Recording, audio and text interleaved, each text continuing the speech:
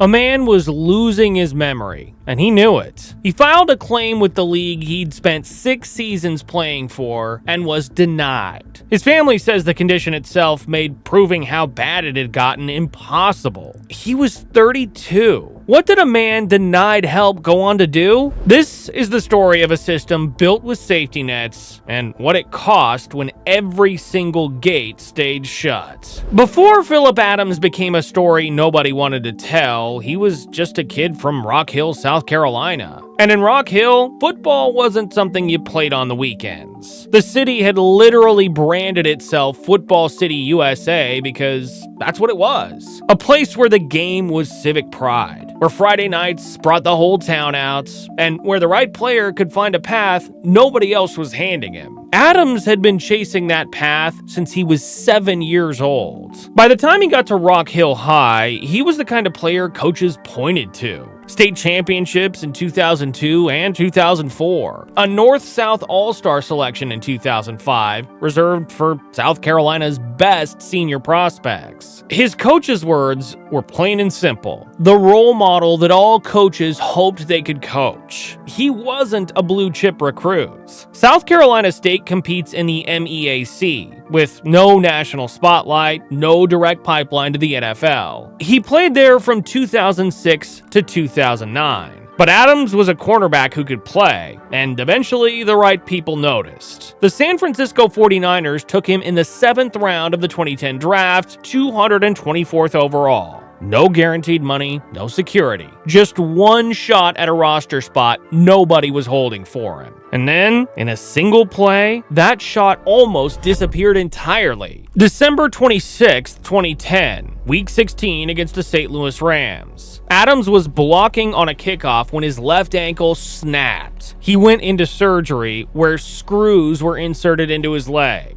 The 49ers released him the following September. Now, a 7th round pick with surgical hardware in his ankle had to convince 5 more franchises he was still worth the risk. If you've ever had something you worked your entire life for suddenly stripped away and then had to walk back into the same room and prove you were still worth believing in, you already know what that felt like for Adams. His agent Scott Casterline said some teams had already made up their minds before Adams even walked through the door. The stigma of a guy who was hurt. What followed was 6 years of surviving, from the Patriots to the Seahawks, the Raiders, the Jets, and finally the Falcons. 78 games across 6 seasons, moving city to city, every stop a fresh audition, and every hit a fresh gamble. His most consistent stretch came in Oakland, 2012 and 2013. He picked off Peyton Manning, 30 tackles in 2013. But what did those 2 seasons actually cost him? Over 3 games in 2012, Adams suffered 2 concussions. Casterline recalled one as kind of severe.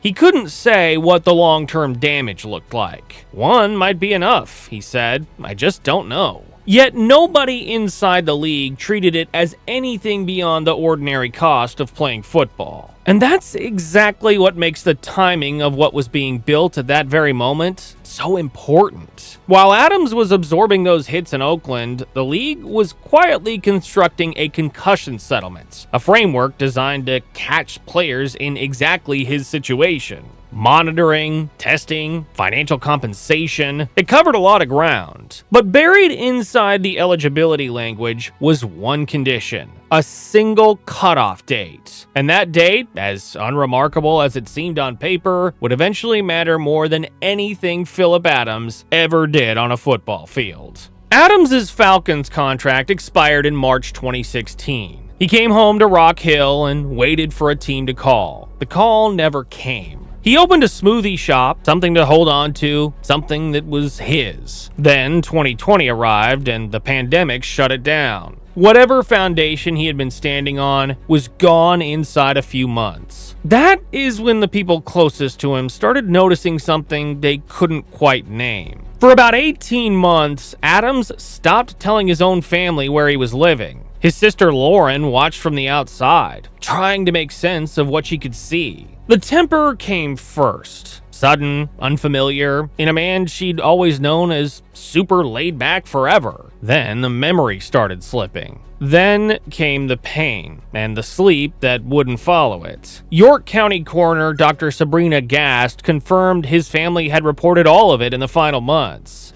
According to the family, Adams complained of excruciating pain from his injuries, often had memory issues, and difficulty sleeping. His father Alonzo's description of his son was brief. Oh, he didn't talk much and he didn't bother nobody.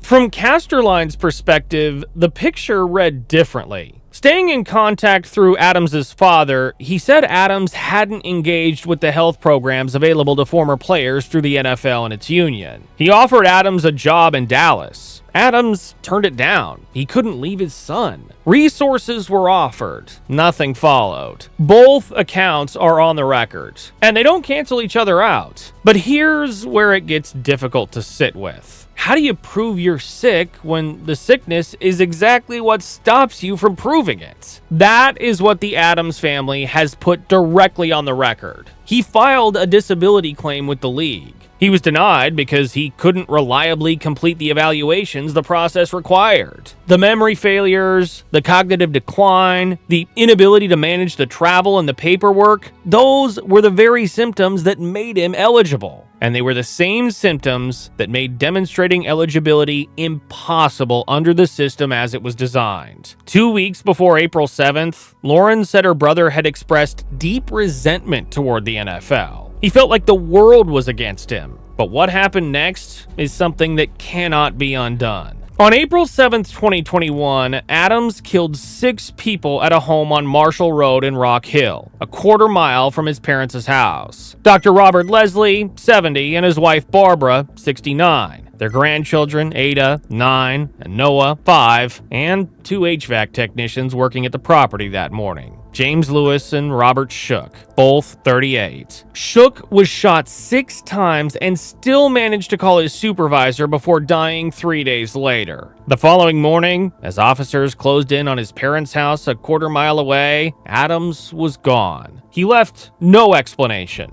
And Sheriff Kevin Tolson said it plainly. There's one individual who knows the why, and he's deceased. What was happening inside his head? Dr. Ann McKee directs the Boston University CTE Center and serves as chief of neuropathology for the VA Boston healthcare system. She has examined more donated NFL player brains than anyone alive. 8 months after Adams' death, his brain reached her lab. Stage 2 CTE, out of 4 possible stages. But the stage wasn't what stopped her. Here is what did. Mr. Adams' CTE pathology was different, however, from the other young NFL players with CTE. It was different in that it was unusually severe in both frontal lobes. The frontal lobe controls impulse, judgment, decision-making, and emotional regulation. McKee tied that specific severity directly to violent, impulsive, or explosive behavior, a short fuse, and a lack of self-control. And then she made a comparison that reframed everything. Of all the brains she had studied, of all the players she had examined, who did Phillip Adams' brain most closely resemble? Aaron Hernandez, whose stage 3 CTE, confirmed after his 2017 death at 27, had become her reference point for that kind of concentrated frontal lobe destruction in someone so young. Stage 2,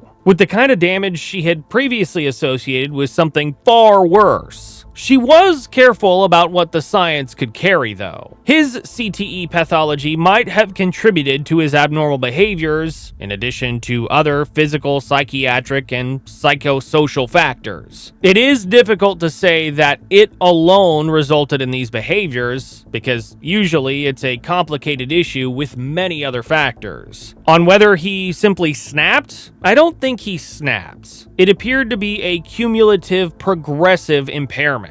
Sheriff Tolson held that same line at the press conference. The diagnosis, he said, may not provide a conclusive explanation. The motive may never be known. The Leslie family released their own statement that day. They said they were finding some comfort in the CTE results and the explanation they provide for the irrational behaviors pertaining to this tragedy. Not forgiveness. Comfort. A measure of understanding of the turmoil behind what happened to the people they lost. The science had gone as far as it could, and the question it left standing: who's accountable? The NFL concussion settlement was built for careers that looked exactly like Phillip Adams's. A reserve player, years of head exposure, no financial cushion waiting on the other side. The framework had monitoring, testing, and for the estates of players posthumously diagnosed with CTE, up to $4 million in awards. But the class had a gate. To qualify, a player needed to have retired, formally or informally, before July 7th, 2014. Adams' contract with the Falcons ran through the 2015 season and didn't expire until March 9th, 2016. He was on an active roster when the class definition closed. His own attorney confirmed it in litigation.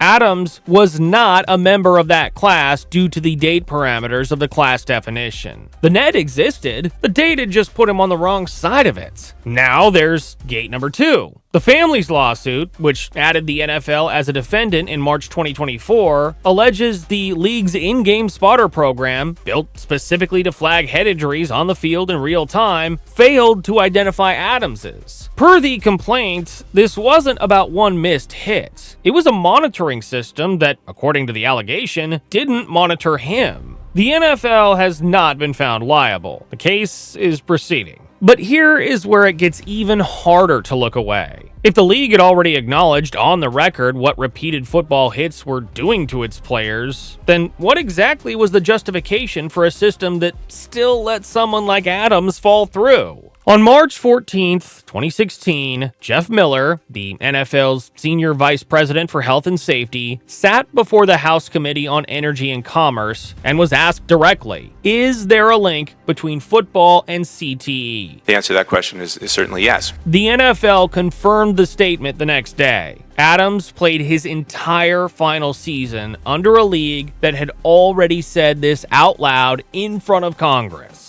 By February 2023, the Boston University CTE Center had studied 376 former NFL player brains. 345 came back positive, 91.7%. And every single one of those diagnoses came after death, because that's the nature of the disease. By design, it cannot be caught in the living. The only way to confirm it is to wait. The lawsuit has survived every attempt to shut it down. The NFL moved it to federal court in May 2024. A judge sent it back to South Carolina. In September 2025, Circuit Judge Charles McCutcheon denied both the NFL's and South Carolina State's motions to dismiss, ruling the clock starts not when an injury happens, but when a plaintiff learns of the injury.